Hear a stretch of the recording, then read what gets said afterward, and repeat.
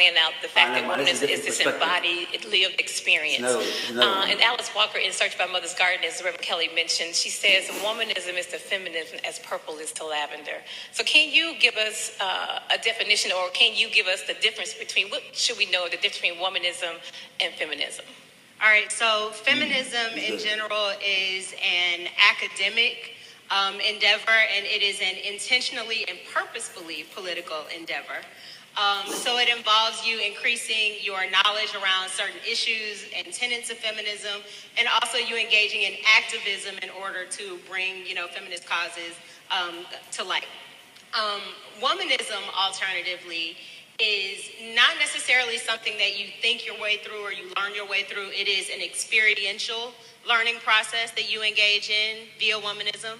And it's built based on wisdom that can really only be amassed as you go through life and embody the experience of Black womanhood and navigating the world as such. Not necessarily having full access and the full rights and protections afforded by your femininity, and also not having the full rights and protections that are, that accompany your Blackness, your full Blackness. So kind of being in this space that is often rendered invisible, where your voices are not heard, your opinions are not deemed fully valid, but you do a lot of magic in the background. You do a lot of work and make a lot of things happen that a lot of people don't necessarily recognize the who's or the what's of, but they do see the product and they do see the work of all of your labor.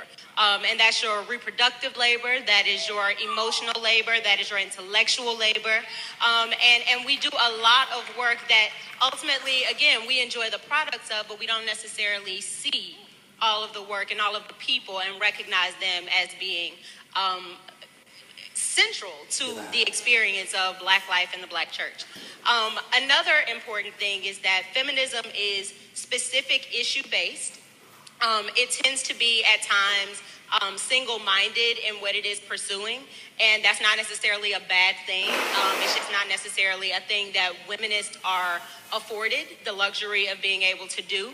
Often womanists, as Black women know very well, we have to prioritize and reprioritize as the hands on the clock change moment to moment, as varying things change in our lives around the people that we love, as we are just trying to find that joy and create that safety for ourselves and the people that, we surround ourselves with.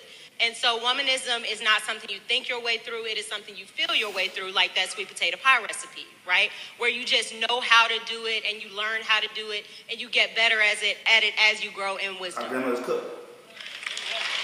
His mother always want best thing, man. His grandma cook.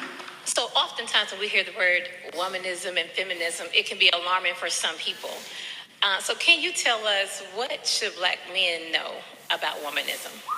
So I'll start with what I want everybody to know about feminism, and that is that we can all and should all be feminists. Anytime you are seeking to learn more about gender inequality and you are taking action to stomp out gender equality, you are engaging in feminism, and that is something that benefits everybody in the entire world. So be mindful of that. In terms of womanism, because it is an experiential activity, it's not necessarily a thing that you can just do if you are not a Black woman yourself. However, I think centering the experiences of Black women in your learning and making that a central part of the way that you make sense of the world does good for everybody.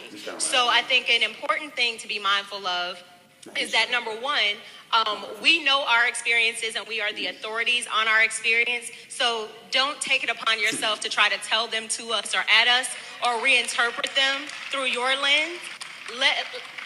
Give us the respect and the honor of having had the lived experiences, and then be open to what it is that you are hearing from us. Believe us when we talk to you. Listen when we talk to you. And also understand that ultimately womanism has and always will be here. So Kristen mentioned us having new language for it, or this maybe being a term that, may be new to you, but wominists have held you up your entire life. Your grandmother sat you down at tables and told you in a loving way the things that you needed to do differently and better, and it is why you are here right now. right? She prayed for you and got you here today, right? And so wominists have always held you up. We are not here to compete with you. We are not here to take space from you. We are here to collaborate with you and to partner with you. And we just ask that you love us in return the same way that we have always loved you. Yes, there you go. Hey. There you go. There you go. I like womanisms. Womanisms. Who's that? Womanisms. Dr. Wall. Dr. So Wall. as we